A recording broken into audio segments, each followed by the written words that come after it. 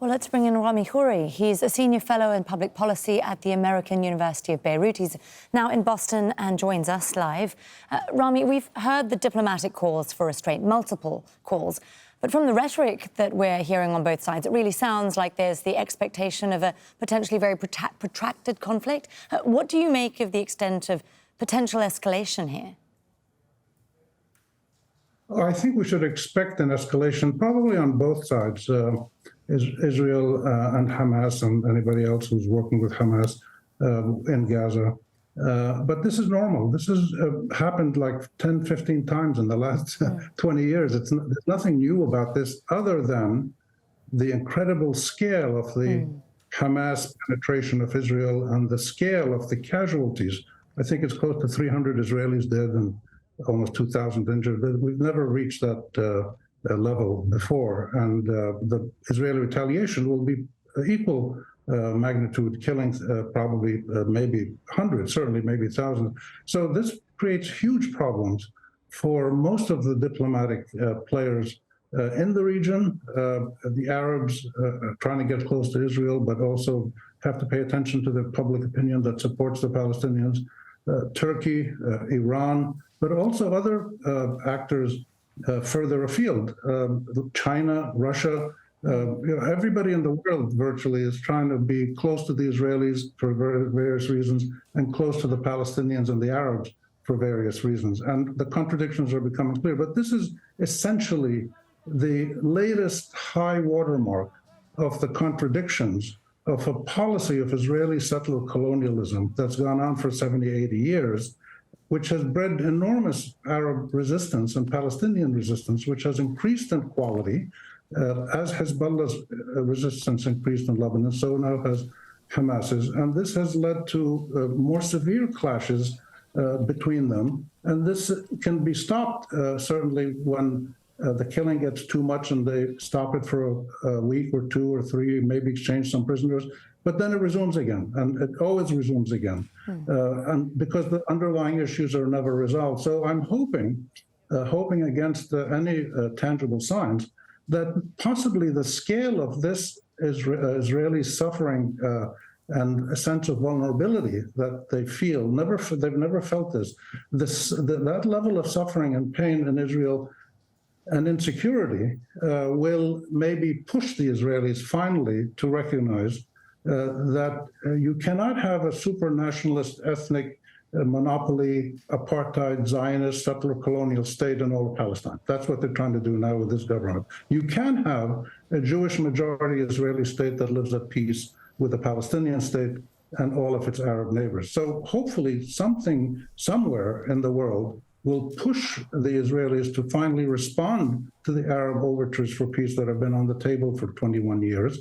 And we'll see if that happens or not. But there's huge complications for almost anybody dealing in the Middle East. The Americans have lost all credibility in the Arab region, but they remain indispensable because they're the biggest supporters of Israel, and they allow Israel to do what it's doing. So there are really many unknown factors here. We'll see how it plays out. Rami, you say that escalation is likely. We are now hearing that Netanyahu has said that his security cabinet has approved decisions to destroy military and governmental capabilities of Hamas and Islamic Jihad. So you're saying that you're hopeful that the vulnerability that Israel is feeling might actually lead to some kind of change in stance, but it sounds like it really might go in the opposite direction.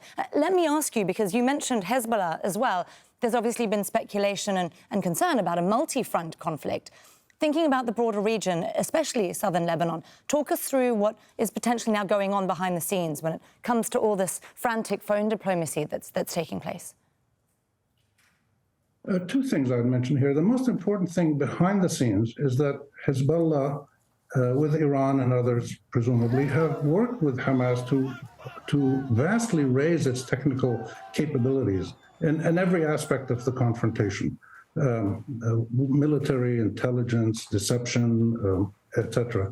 That's going on and will continue to go on, and it's one of the big successes that the Iranian regime has achieved across the region with the Houthis and Hezbollah and Hamas and others.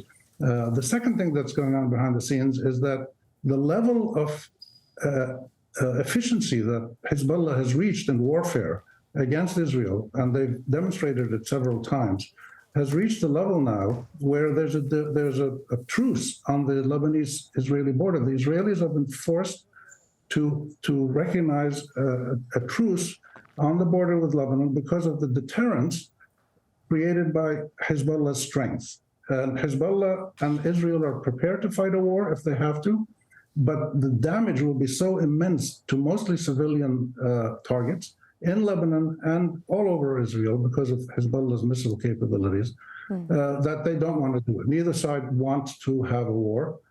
So again, this possibly creates conditions that might nudge any serious, credible, interested, determined international mediator or group of countries that could come and try to mediate a permanent resolution of the Arab-Israeli conflict. The nonsense that is going on now, which Jared Kushner started, and Donald Trump and the cartoon diplomacy that they launched, of having regimes in Arab countries make agreements with Israel while the vast majority of the people in the Arab world are against normalization with Israel until Israel recognizes a Palestinian state, then the majority of Arabs would peacefully live with Israel. They've said this many times.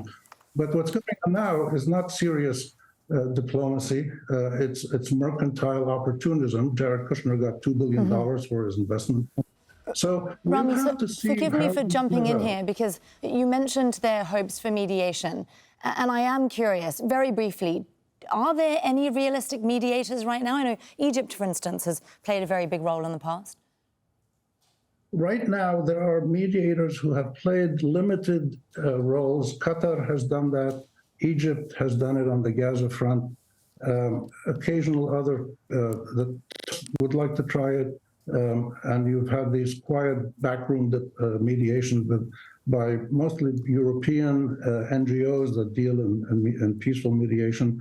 Of course, the Chinese played a fascinating role in the Iran-Saudi rapprochement, which was quite significant. The Chinese have not yet to try that on the Arab-Israeli front, but it's possible they might step in. The Europeans and the Americans have completely relinquished their decency, their dignity, and their credibility in diplomacy in the Arab-Israeli arena. And we see it in the statements coming out. You just push a button and a European or American official says Israel has the right to defend itself. And you watch it I'm in the US, I've been watching the American news media, except for one or two, like MSNBC and one or two others, the mainstream media are following the line of the American government, which is the Israelis are good, the Palestinians are bad, Rami, and we have to support the Israelis.